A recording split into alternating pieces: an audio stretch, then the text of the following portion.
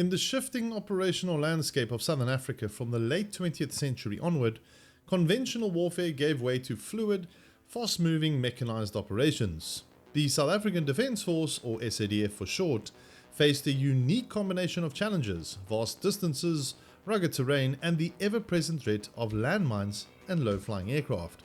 These realities demanded innovative armoured solutions that could keep pace with frontline units while providing effective air defence. This necessity led to the development of two uniquely South African self-propelled anti-aircraft platforms, the Ystervark and its successor, the Bosvark. Each vehicle reflects a specific period in South Africa's defence history, balancing practicality with battlefield innovation. The Ystervark, born in the 1980s, was a stopgap yet effective system that enabled mobile air defence at a time when the SADF was rapidly mechanising. As new threats and technologies emerged, it became clear that a more capable and better protected platform was required. Enter the Bosvark in the early 1990s, a more refined, heavily armoured system that continued the legacy of self-propelled air defence into the modern era. In the wide, unforgiving terrain of Southern Africa, mobility and resilience were more than tactical advantages, they were necessities. Born out of the South African Defence Force's shift towards mechanised warfare in the early 1980s, the Ystervark emerged as a practical solution to a pressing need, providing mobile, mine-resistant air defence that could keep up with the fast-moving armoured columns. Named after the Cape porcupine, a resilient creature known for its protective spines, the Ystervark embodied many of the same traits: tough, agile, and bristling with defences. What began as a Mercedes-Benz tractor chassis fitted with a GAI CO1 20mm gun gradually evolved into a more sophisticated, mine-protected platform. The final iteration drew heavily on lessons learned from Project Sered prototypes and incorporated structural elements from the Bulldog armoured personnel carrier. The Ystervark provided mobile self-propelled air defence support to SADF mechanised battalions.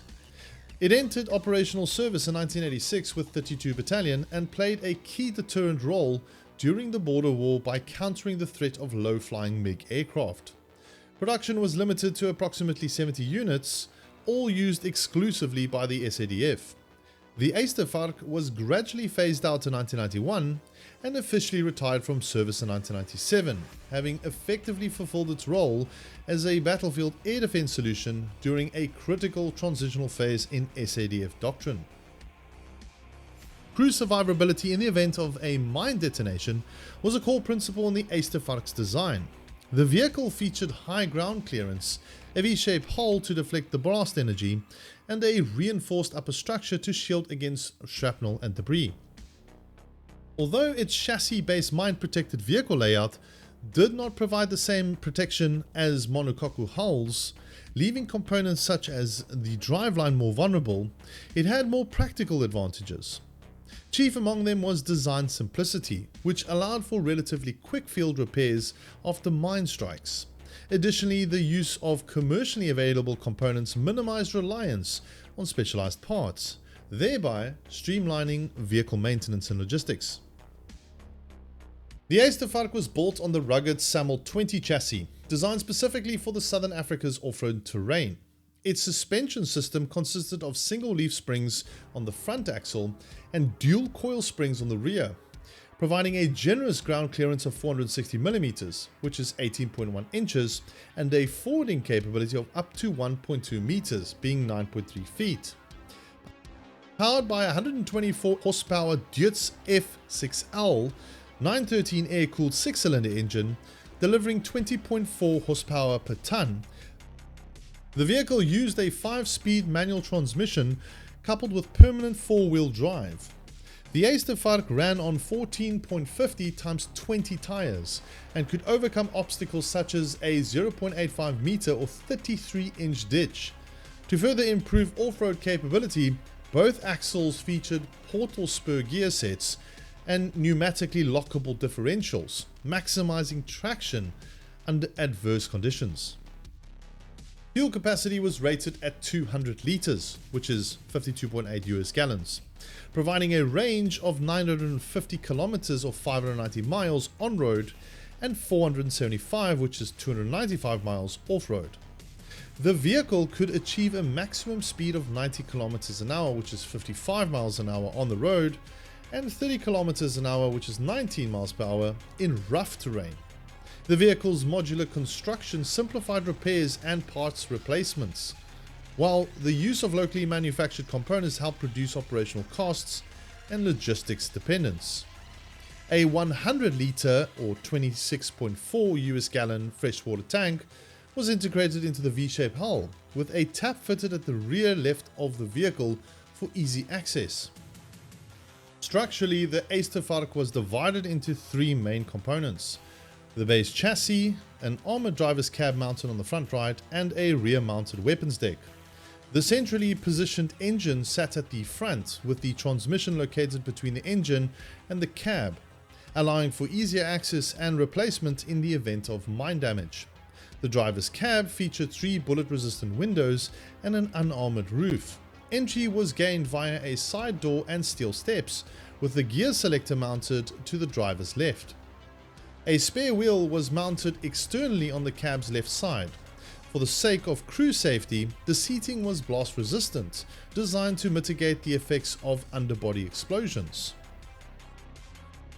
The rear weapons deck was accessible via steel steps on either side and housed seating for both the gunner and the crew commander. Quick release panels on the deck allowed for rapid deployment of the main gun. The rear portion of the vehicle held storage bins and the freshwater tank. Communications were maintained using a man-portable radio system. The vehicle was protected by 7mm of steel plating and bullet-resistant glass, offering adequate defense against small arms fire and shrapnel. However, the top and rear of the weapons deck were left unarmored, necessitating the use of camouflage as a form of passive defense. The vehicle's V-shaped hull was highly effective in deflecting blast energy away from the crew compartment. Additionally, the internally mounted fuel and water tanks served a secondary purpose as supplementary protection by absorbing some of the explosive force. The design was rated to withstand a single TM57 anti-tank mine, equivalent to 6.34 kilograms of TNT, detonating beneath the hull, or a double mine blast beneath any of the wheels. The Ystervark's primary armament was a 512 kg GAI-CO1 20mm anti-aircraft gun. Mounted on a 3-legged base, it was equipped with a KAD B13-3 cannon, fed by a 75-round magazine and capable of a cyclic rate of fire of 550 rounds per minute. The system used 3 ammunition types: armor-piercing high explosive or APHE, high explosive HE, and tracer rounds. The gun had an effective range of 2,000 meters, with APHE rounds able to penetrate 15mm of rolled homogeneous armor, or RHA, at 800 meters. Gun elevation ranged from -7 degrees to +83 degrees, and the weapon could theoretically traverse 360 degrees, although in practice this was limited to 270 degrees due to the cab's position. Ammunition was stored in 3 bins, totaling 450 rounds, expandable to 675 rounds during extended operations. The Ystervark was typically resupplied by a Quairfuel 100 ammunition vehicle. The fire control system on the Ystervark was entirely manual. Target acquisition, tracking, and aiming depended solely on the skill of the gun crew. The lack of radar or computer-assisted targeting made it less effective against fast-moving jet aircraft. Nevertheless, when deployed in coordinated groups, Ystervark units remained a credible threat, particularly in layered defense roles or as a deterrent against low-level attacks. In 1986, the Director of Air Defense Artillery adopted a decentralized deployment strategy for the Ystervark, organizing troop-size elements of 6 SPAAGs along with command and logistics vehicles to support mechanized battalions like 32, 61 and 62. In September 1986, Colonel K. Smith, officer commanding 61 Mechanized Battalion Group, tasked Captain Dion Bormann, commander of Foxtrot Battery, with developing and implementing operational and tactical doctrine for integrating the Ystervark into mechanized columns. Using the battalion group's existing standard operating procedures or SOPs as a foundation, Bormann successfully formulated a doctrine that emphasized mobility and maneuverability. The concept was validated during a series of exercises in late 1986, and by 1987, this mobile air defense approach had become the standard of SADF units. Typically, Ystervark units were typically positioned 100 to 200 meters behind an echelon of the mechanized column or deployed on the flanks, where enemy aircraft attacks were most likely to originate. While the Ystervark couldn't practice fire and movement due to its rear-facing main armament, it remained effective for its role to protect advancing columns and vital assets, such as headquarters, artillery, and medical vehicles. The vehicle's readiness to deploy within 10 minutes made it a highly adaptable deterrent. During Operation Thunder Chariot in 1984, which was a division-size exercise in South Africa, 4 Ystervarks were used operationally for the first time for evaluation. The Ystervark's first combat use was part of 32 Battalion, or 32BN, in 1986. Its continued presence with SADF mechanized battalions during Operation Modular, Hooper and Excite in Angola provided a sufficient deterrent against Angolan and Cuban piloted MiGs, who seldom flew very low and preferred to remain at high altitudes. During Operation Modular in September 1987, the Ystervark was deployed in a conventional ground support role alongside 61 Mechanized Battalion Group, engaging elements of FAPLA's 47th Brigade. In the absence of hostile air activity, the Ystervark was effectively employed against soft targets, vehicles and infantry, while also fulfilling a flank security role. Despite its limited armor protection, which necessitated strict camouflage discipline, the Ystervark's psychological impact on enemy air operations was considerable. Its presence significantly curtailed low-altitude MiG sorties, and those few that attempted attacks at low levels were successfully engaged. On the 8th of October 1987, one of 2 MiG-23 aircraft bombing the 61 Mechanized Battalion Group Lager with 500 kilogram bombs was shot down by 32 Battalion Ystervark when it pulled up at the end of its bombing run. On the 17th of March 1988, Cuban pilot Ernesto Chavez, flying a MiG-23, was shot down and killed by an Ystervark while flying over Quito Carnival. The SADF deployed the Ystervark with the permanent forces at 101 Battery and 10 Anti-Aircraft Regiment. With the conclusion of the border war, the Ystervark was phased out in 1991. It is unclear how many Ystervarks were produced, although it is estimated that at least 70 were. The Ystervark was only employed by the SADF. The Ystervark served as a pragmatic interim solution during the SADF's transition to mobile mechanized warfare. Although hindered by limitations such as manual aiming, a small magazine and exposed sections, it successfully provided a mobile air defense platform capable of keeping pace with mechanized formations. Operating in groups of 6, Ystervark units posed a substantial threat to enemy aircraft, forcing higher altitude attacks and thereby reducing the accuracy and impact of bombing runs. It remained the primary air defense training vehicle at 101 Battery, 10 AA Regiment until its retirement in 1997, cementing its legacy as a robust and adaptable system that fulfilled a critical role under challenging operational circumstances. As the operational tempo of the SADF evolved into the 1990s, so too did its air defense requirements. While the Ystervark had ably filled a critical role during the height of the border war, the changing threat environment and technological opportunities called for a more modern, robust solution. This need gave rise to the Bosvark, a successor designed to offer greater protection, improved firepower, and enhanced logistical integration, all while retaining the mobility and mine resistance essential for Southern African operations. The Bosvark, named after the hardy African bush pig, draws its identity from the robust and aggressive animal, known for its powerful tusks used in both foraging and self-defense. Reflecting these attributes, the Bosvark self-propelled anti-aircraft gun was specifically designed to perform reliably in the demanding terrain and climate of Southern Africa. During the Southern Africa Border War, the Southern African Defence Force, or SADF, captured several Soviet-designed Zu-23-2 anti-aircraft guns from the MPLA forces. In 1990, Arms Corps launched a project to mount this proven weapon system onto a mobile mine-protected platform. The Samuel 100 Quairfoil chassis was selected for its durability and strong off-road performance. Led by engineer Nick Conradi, the first Bosvark prototype was completed in 1991, and a total of 36 vehicles were eventually produced. Designed to replace the aging Ystervark SPAAG, the Bosvark entered service with 10 Anti-Aircraft Regiment, where it remains active to this day. As of now, there are no official plans to replace it. The Bosvark is built on a 3-axle 6x6 all-wheel drive chassis, using the battle-tested Samuel 100 Quairfoil mine-protected vehicle as its base. It features a V-shaped hull specifically designed to deflect the energy of mine blasts away from the crew compartment, significantly improving occupant survivability.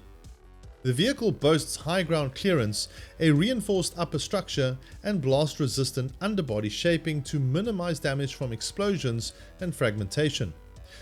Most of its components are commercially available, reducing logistics complexity and eliminating the need for specialized field maintenance.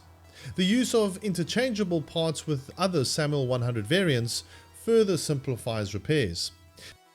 Unlike its predecessor, the Ystervark, the Bosvark allows the entire crew to remain inside the armored cabin during transit, providing superior protection against small arm fire and artillery shrapnel. The Bosvark's mobility stems from its robust 3-axle 6x6 configuration, fitted with 14x20 wheels. It is powered by an FIOL 413F V10 air-cooled 4-stroke Deutz diesel engine with direct injection. The engine generates 315 horsepower at 2,500 RPM and delivers 1,020 Nm of torque, resulting in a power-to-weight ratio of 16.15 horsepower per ton, sufficient for its rear area support role.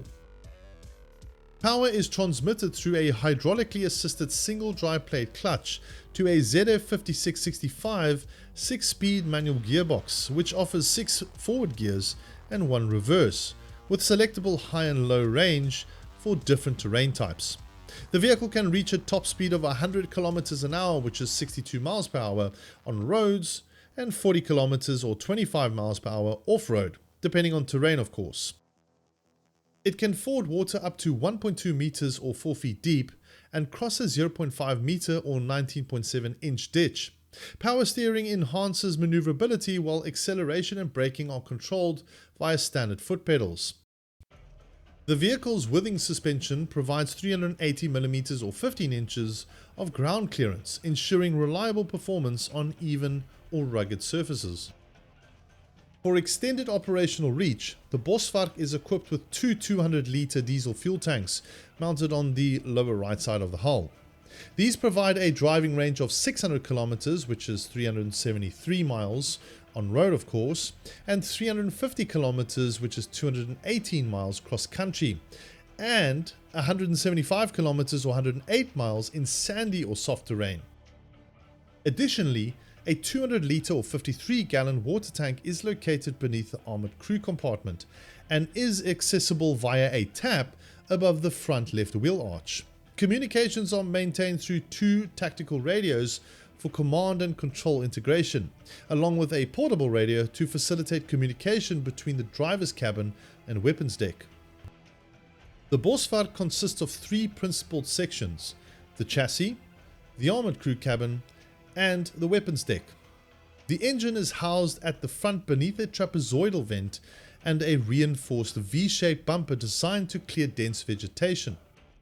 The raised armored crew compartment is mounted directly behind the engine and sits atop a V-shaped mine-resistant hull. The cabin includes bullet-resistant windows, armored doors, and a strengthened roof for protection against small arms fire and artillery fragments. The crew configuration places the driver on the front right, the commander on the front left, and the 3 crew members in the rear. All seats are blast resistant to increase survivability in the event of a mine explosion. Steel ladders provide access to both the cabin and weapons deck. The weapons deck includes foldable side panels to increase working space, a magazine storage box, and a rear bin for storing spare barrels and essential equipment. The Bosvark's crew compartment is constructed using 10mm or 0.4 inches of RB390 armored steel, offering protection against 7.62 by 39mm of armor-piercing rounds. The roof and doors are each 6mm or 0.24 inches thick, with the roof specifically reinforced to withstand fragmentation from 155mm artillery. The windows are fitted with 40mm or 1.57 inches armored glass, offering ballistic resistance equivalent to the surrounding steel. The hull's V-shaped design has been tested to withstand the detonation of 3 TM57 anti-tank mines, or the equivalent of 21 kilograms of TNT beneath the cabin. While the crew compartment is fully protected, the weapons deck remains exposed, necessitating passive defense measures such as camouflage and tactical positioning. The Bosvark is armed with a twin-barrel ZU-23-2 23mm anti-aircraft gun. Each barrel is fed by a 50-round magazine. The gun is capable of firing between 800 to 1000 rounds per minute per barrel, although practical use requires the barrel to be swapped after 6 bursts due to overheating. The result is a practical sustained firing rate of approximately 200 rounds per minute. The weapon has a manual elevation range of -10 degrees to +90 degrees with full 360-degree traverse through the firing arc is partially limited by the vehicle's physical layout. The Bosvark carries 600 rounds of ammunition across 12 magazines, with additionally resupply from a Samuel Querful 100 logistics vehicle. Ammunition types include armor-piercing cap tracer or APCT and high explosive incendiary HEI, effective against airborne targets at ranges of up to 2,500 meters. For close range defense, a 7.62mm SS-77 general purpose machine gun or GPMG can be mounted on the cabin roof. The ZU-23-2 gun on the Bosvark is equipped with a ZAP-23 optical fire control system. This includes 2 optical sights, the 2TS-27 straight tube telescope for engaging ground targets, and the 1OM8 optical sight designed for aerial targets. The 1OM8 offers a 3.5 magnification with a field of view of 4 degrees 30, enabling accurate target tracking and engaging without radar or computer-assisted targeting. Although dated, the system ensures the Bosvark maintains functionality in environments with limited electronic support. The Bosvark represents a cost-effective and practical SPAAG solution tailored to the strategic and operational requirements of the South African National Defence Force. It retains core principles that define the South African military vehicle design range: mobility, survivability, logistical simplicity, and adaptability to local terrain. While the Bosvark has not yet seen combat, it is well suited for mobile operations in low to medium threat environments, where adversaries are primarily equipped with soft-skinned or lightly armored vehicles and lack a modern air force. Its continued service with 10 Anti-Aircraft Regiment affirms its reliability and enduring relevance as a tactical air defense asset.